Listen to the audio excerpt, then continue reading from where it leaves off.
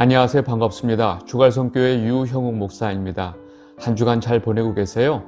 오늘은 성도혁명 시리즈 11번째 시간입니다. 오늘 우리가 같이 이야기해야 될 주제는 룻기에 대한 이야기입니다. 지난 시간에 제가 이 사사기에 등장하는 삼손에 대한 이야기를 좀 나눴는데, 오늘은 그 사사기 다음에 나오는 책인 룻기를 좀 보게 됐습니다. 오늘 다루는 내용은 제가 이 성도혁명책 50페이지에서도 잘 다루고 있으니까 참조하시면 좋을 것 같습니다. 제가 오늘 이렇게 룻기에 대해서 이야기를 나누는 그 이유가 있습니다.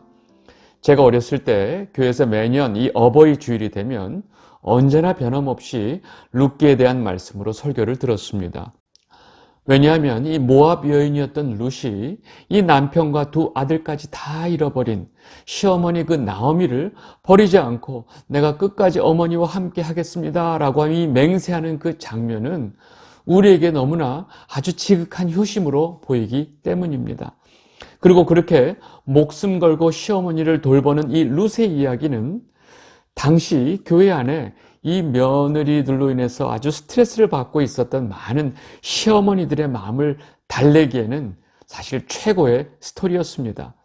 어버이 주일에 이 설교 하나로 이 교회 안에 계신 많은 이 권사님들의 마음을 한 번에 빼앗을 수 있는 이 절호의 기회를 목사님들은 절대로 놓치지 않았던 것입니다.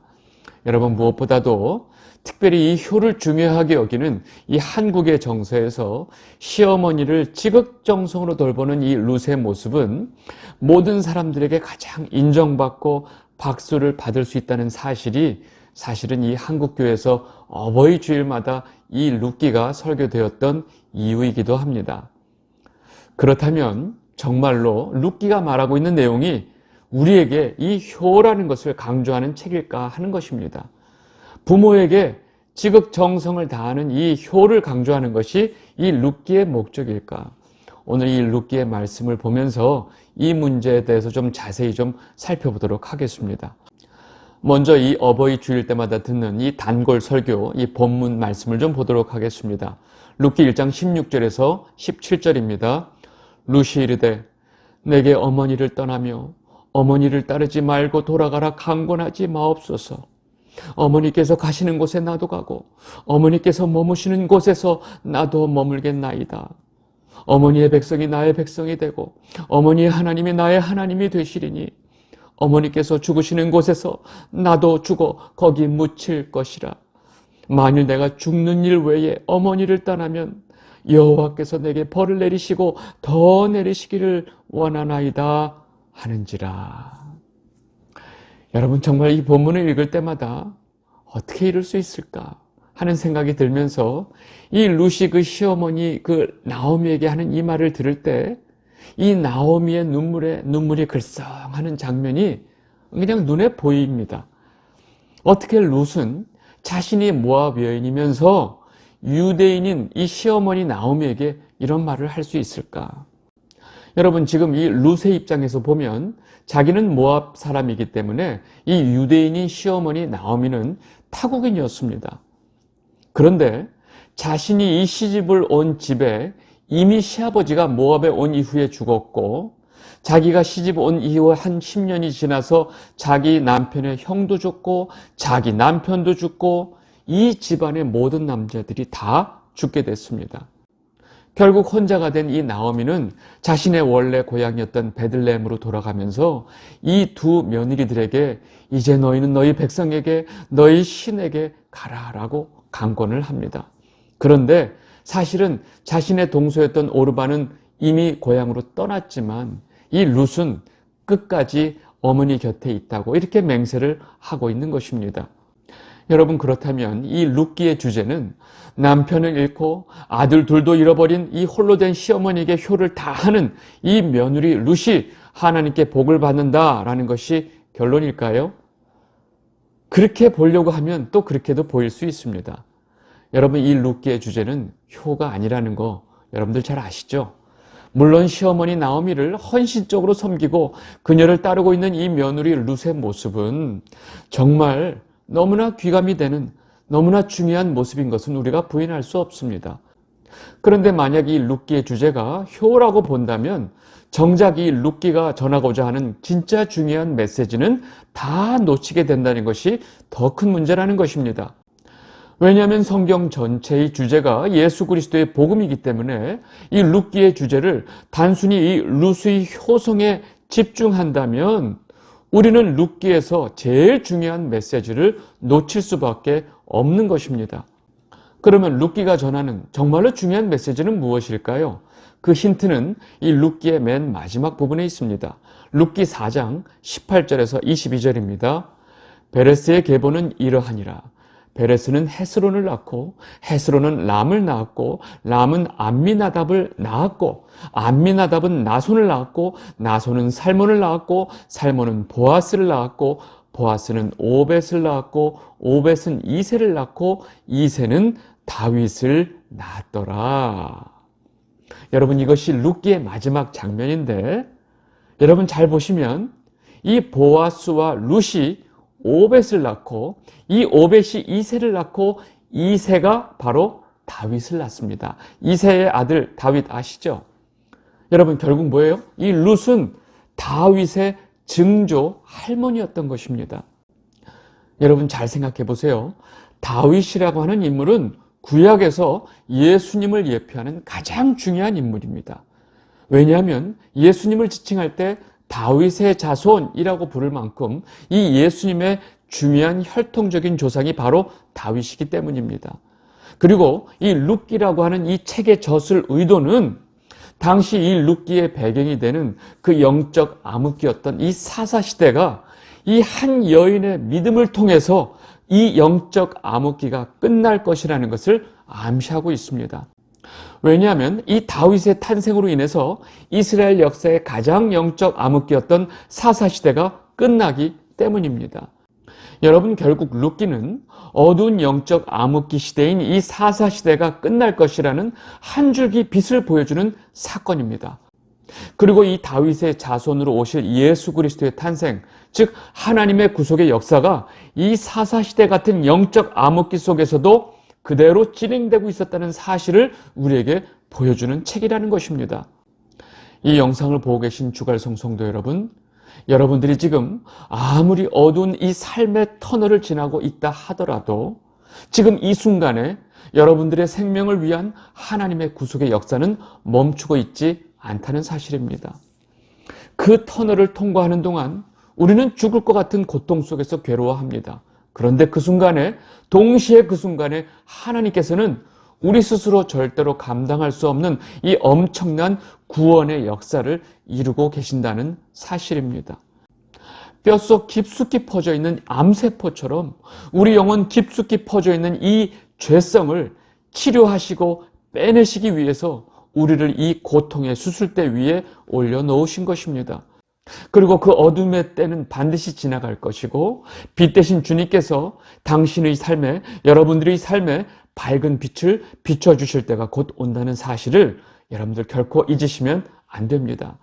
지금 당장 죽을 것 같이 힘들지만 여러분들 조금만 인내하시고 그 순간에 하나님께서 구원의 역사를 이루고 계신다는 사실에 집중하시면 좋겠습니다. 아시겠죠?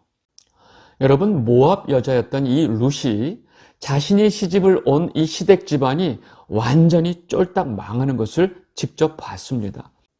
기근을 피해서 베들레헴에서 모든 재산을 다 팔고 그 엄청난 재산을 끌고 모압 땅까지 온 이 집안의 그 시아버지 엘리멜렉이 바로 죽었어요.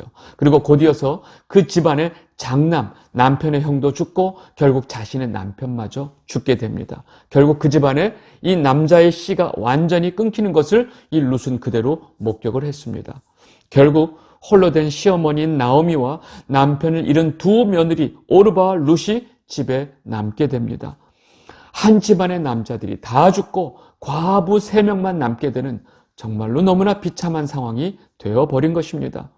여러분, 지금도 마찬가지지만 그 당시의 사고방식으로도 이 룻이 시집을 온 그 시댁은 완전히 저주를 받은 집안이었고 그 저주를 퍼부은 신이 바로 여호와 하나님인 것을 룻은 자신의 두 눈으로 똑똑히 목격한 것입니다. 여러분, 이런 상황에서 결국 나오미는 자신의 고향으로 돌아가면서 두 며느리들에게 이제 너희들의 백성으로 너희들의 신에게로 돌아가라 라고 말을 합니다. 그 말을 듣고 큰 며느리 오르바는 자신의 백성으로 돌아갑니다. 그런데 룻은 여전히 자기 옆에 남아있는 거예요. 그러니까 나오미가 이 둘째 며느리 룻에게도 다음과 같이 말합니다. 룻기 1장 15절입니다. 나오미가 또 이르되 보라, 내 동서는 그의 백성과 그의 신들에게로 돌아가나니 너도 너의 동서를 따라 돌아가라 하니. 여러분, 이런 상황에서 이 둘째 며느리 룻은 자신의 시어머니와 이 시댁 집안의 저주를 퍼부은 신인 여호와 하나님을 선택하는 것입니다. 여러분, 이것이 상식적으로 가능할까요? 룻의 동족인 모압 사람의 입장에서 보면 지금 룻이 하고 있는 이 선택은 너무나 어처구니 없고 가장 어리석은 선택이었습니다. 여러분, 당시 룻은 굉장히 아직 나이가 젊고 어렸습니다. 얼마든지 자기 백성에게로 돌아가서 다시 결혼하고 사는데 아무 문제가 없었습니다. 그런데 룻은 자기 남편의 집안이 풍미박산이 나는 것을 보고 자기에게도 어떤 희망이 없는 이 집안에 남아서 홀로 된 시어머니를 모시겠다고 맹세하고 그 시어머니의 신인 하나님을 선택을 한 것입니다. 여러분, 이 상황을 우리가 룻의 효심으로 해석을 하고 있는 것이 말이 될까요? 아니라는 것입니다. 룻의 이러한 선택은 사실 정상적인 이방 여인이었던 룻이 하기에는 불가능한 선택이었습니다. 여러분, 그냥 정상적인 이방 여인이었다면 룻이 이러한 선택을 하는 것은 불가능하다는 것입니다. 정상적인 선택은 룻은 자신의 동서처럼 오르바처럼 그냥 자기 백성에게로 돌아가는 것입니다. 다시 말해서 룻이 이런 선택을 한 것은 절대로 룻의 효심이 아니라는 것입니다. 여러분, 룻은 이방 사람이었고 이방 여인이었지만 하나님의 특별한 은혜를 입은 것입니다. 그녀는 여호와 하나님과 홀로 된 시어머니를 선택할 수 있는 믿음을 하나님으로부터 선물 받았습니다. 그렇게 믿음을 선물로 받은 룻은 하나님을 선택하게 되었고, 하나님께서는 그 믿음의 선택을 통해서 다윗을 준비하셨고, 그 다윗의 자손인 예수 그리스도가 준비되도록 하신 것입니다. 여러분, 그렇게 모압 여인이었던 룻은 이방 여인임에도 불구하고 예수님의 족보에 들어오는 엄청난 축복을 받게 된 것입니다. 마태복음 1장 5절에서 6절입니다. 살몬은 라합에게서 보아스를 낳고, 보아스는 룻에게서 오벳을 낳고, 오벳은 이새를 낳고, 이새는 다윗 왕을 낳으니라. 다윗은 우리아의 아내에게서 솔로몬을 낳고. 여러분, 마태복음 1장에 처음 등장하는 이 예수님의 족보에 룻은 당당히 들어가 있습니다. 이 모든 것은 룻의 개인적인 선택이 아니고 바로 하나님의 주권적인 은혜였다는 것입니다. 우리가 이 사실을 놓치면 안 됩니다. 여러분, 룻이 한 선택은 세상적인 기준으로 볼 때 정말로 말도 안 되는 가장 어리석은 선택이었습니다. 그런데 이 그의 선택을 통해서 하나님 나라를 이루어 가시는 것입니다. 그런데 성경에 보면 이 룻과 같이 또 어리석은 선택을 했던 다른 또 하나의 인물이 등장합니다. 그녀는 바로 이 창세기에 등장하는 유다의 며느리 다말이었습니다. 여러분, 다말도 역시 가나안 지방에 살고 있었던 이방 여인이었습니다. 창세기 38장에 등장하는 이 다말, 유다의 며느리 다말은 그 시아버지 유다가 자신의 남편이 죽고 그 동생이 들어왔다가 그 동생도 하나님께서 죽이시고 이제 셋째 아들이 남았는데 내가 이 셋째 아들이 크면 너에게 주리라 했는데 결국 이 셋째 아들을 주지 않으니까 결국 자신이 창녀의 역할을 하면서 결국 시아버지 유다의 씨를 받아냅니다. 여러분, 그 당시에도 이 다말이 했던 행동은 정상적이지 않았어요. 다말의 그런 행동으로 자신이 화형을 당할 위기까지 갔었기 때문입니다. 그러나 창녀의 자리까지 내려간 이 그녀의 선택을 통해서 그 유다의 아들인 베레스와 세라가 탄생하게 됩니다. 그리고 그 베레스의 족보서부터 시작해서 다윗이 탄생하게 됩니다. 놀랍죠? 여러분, 룻과 같이 이렇게 위험천만한 선택을 한 여인이 사실은 이 다말 말고 또 한 명이 더 있습니다. 그녀는 바로 여리고성에 살고 있었던 기생 라합입니다. 여러분 잘 아시죠? 여리고성에 살고 있었던 이 기생 라합은 그 여리고성을 정탐하러 온 그 이스라엘의 두 정탐꾼을 목숨 걸고 숨겨줍니다. 그리고 그녀의 행동은 자신이 살고 있었던 이 여리고성에는 아주 심각한 반역이었습니다. 이렇게 두 정탐꾼을 숨겨주고 있었던 기생 라합은 자신이 어떤 근거로 이런 일을 하고 있는지 다음과 같이 말합니다. 여호수아 2장 12절, 우리가 듣자 곧 마음이 녹았고 너희로 말미암아 사람이 정신을 잃었나니 너희의 하나님 여호와는 위로는 하늘에서도 땅으로는 땅에서도 하나님이시니라. 아멘. 여러분, 기생 라합도 그 여리고에 있는 그 수많은 사람들 중에서 특별한 하나님의 은혜를 받았습니다. 그리고 정말로 이스라엘의 하나님 여호와 하나님이 상천하지의 하나님이심을 그녀는 깨닫고 그 하나님을 선택한 것입니다. 여러분, 라합은 이렇게 목숨을 건 믿음의 선택을 통해서 그녀는 하나님 나라를 이루는 엄청난 역할을 하게 됩니다. 결국 이스라엘과의 전쟁 속에서 이 여리고성이 무너지고 거기서 살아남은 기생 라합은 이 정탐꾼 중에 한 명이었던 살몬과 결혼하게 되고 지금 룻이 결혼하게 될 그 보아스, 룻의 남편 보아스를 낳게 됩니다. 앞에서 살펴본 이 다말, 라합, 룻, 이 세 여인은 모두 이방 여인이었지만 당시 정상적인 사람들이 보기에는 가장 어리석은 선택을 했었습니다. 그러나 그들의 그러한 선택은 하나님의 특별한 은혜로 가능했고 그 선택으로 그녀들은 하나님 나라를 이루는 도구가 되었던 것입니다. 여러분, 성경에 나오는 많은 인물들의 모습을 자세히 들여다보면 하나님께서 그들을 택하시고 그들에게 믿음을 주시는 과정에서 그들은 하나같이 세상의 관점에서 보면 어리석은 선택을 하는 것을 우리가 볼 수 있습니다. 물론 그 모든 선택은 하나님이 이들에게 은혜를 주시고 하나님께서 먼저 이들을 선택한 그 선택에서 출발을 합니다. 그리고 그 모든 인물들은 어리석어 보이는 그 믿음의 선택을 통해서 역시나 하나님 나라를 이루어 갑니다. 이렇게 이 땅에서 하나님에게 선택받은 자들은 사실 세상적인 관점에서 볼 때 별로 좋지 않다는 공통점이 있습니다. 고린도전서 1장 26절에서 29절입니다. 형제들아, 너희를 부르심을 보라. 육체를 따라 지혜로운 자가 많지 아니하며 능한 자가 많지 아니하며 문벌 좋은 자가 많지 아니하도다.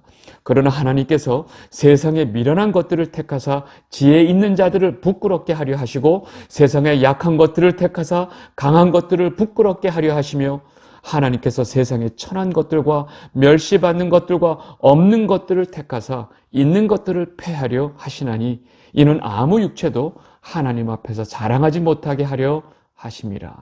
아멘. 지금 하나님의 백성인 저와 여러분이 하나님에게 선택을 받은 이유가 뭔지 여러분들은 아시겠어요? 결코 저와 여러분이 잘나서 하나님께서 선택해 주신 것이 아닙니다. 여러분, 하나님께서 우리를 택해 주신 이유는 아무것도 없습니다. 오로지 절대적인 하나님의 주권과 사랑과 은혜에 의해서 우리가 선택이 된 것입니다. 그러나 가끔 우리는 이 선택을 우리 스스로 했다고 착각하거나 혹은 내가 하나님에게 선택받을 만한 자격이 있지라고 해서 이런 착각을 하는 사람들이 있습니다. 여러분, 그런 착각하지 않게 되시기를 바랍니다. 우리는 절대로 하나님을 선택할 수 있는 능력도 없고 또 우리가 하나님에게 선택받을 만한 그 어떤 자격도 없는 자들이기 때문입니다. 여러분, 우리가 하나님을 선택한 것 같았지만 실상 하나님이 먼저 우리를 사랑해 주셨고 선택했다는 사실을 여러분들은 분명히 알아야 합니다. 요한일서 4장 10절, 사랑은 여기 있으니 우리가 하나님을 사랑한 것이 아니요 하나님이 우리를 사랑하사 우리 죄를 속하기 위하여 화목제물로 그 아들을 보내셨습니다. 아멘. 여러분, 이렇게 하나님의 은혜로 예수 그리스도와 그의 십자가의 도를 선택한 성도 역시 세상적인 관점으로 볼 때는 미련해 보이고 어리석어 보인다는 것입니다. 고린도전서 1장 18절, 십자가의 도가 멸망하는 자들에게는 미련한 것이요 구원을 받는 우리에게는 하나님의 능력이라. 여러분, 세상적인 관점에서 보면 이 믿음의 선택은 항상 미련해 보이고 어리석어 보인다는 것입니다. 그러나 이 믿음의 선택은 바로 우리를 이 구원의 길로 인도하는 하나님의 능력이 되는 것입니다. 그러나 그 선택은 하나님의 사랑에서 시작된 것이고 그 어리석어 보이는 선택을 통해서 하나님께서는 하나님의 나라를 이루어 가신다는 사실입니다. 그리고 이 하나님의 특별한 그 은혜를 받은 자들을 보통 성도라고 부르고 그 성도의 무리가 바로 교회가 되는 것입니다. 여러분, 교회가 또 뭐죠? 바로 예수님의 신부가 교회입니다. 여러분, 이 비밀을 여러분들은 분명히 깨닫게 되시기를 바랍니다. 이 영상을 보고 계신 주갈성 성도 여러분, 룻이 홀로 된 시어머니인 나오미를 따르고 섬기는 모습은 너무나 아름답고 귀합니다. 보아스가 이 룻의 그러한 모든 이야기를 다 전해 듣고 칭찬까지 했습니다. 우리가 룻의 이러한 효도하는 모습을 중요하게 봐야 되겠지만 사실 그보다 더 중요한 것은 룻이 믿음을 가지고 하나님을 선택했다는 사실입니다. 그런데 그런 룻의 선택은 룻이 한 것이 아니고 하나님께서 먼저 룻을 선택해 주시고 룻에게 은혜를 주셨다는 사실입니다. 그러니까 결국은 이것은 하나님의 선택이었습니다. 그리고 그 하나님의 선택, 하나님의 은혜로 말미암아 룻은 하나님 나라를, 하나님의 구속의 역사를 이루어가는 엄청난 그 다윗의 뿌리가 되었고 예수님의 족보까지 들어가게 된 것입니다. 이 영상을 보고 계신 주갈성 성도 여러분들 모두가 이러한 특별한 믿음의 선택을 통해서 하나님 나라를 이루어 가시는 도구가 되시기를 진심으로 바랍니다. 오늘 이 성도혁명 시리즈 11번째는 여기서 마무리하도록 하겠습니다. 감사합니다.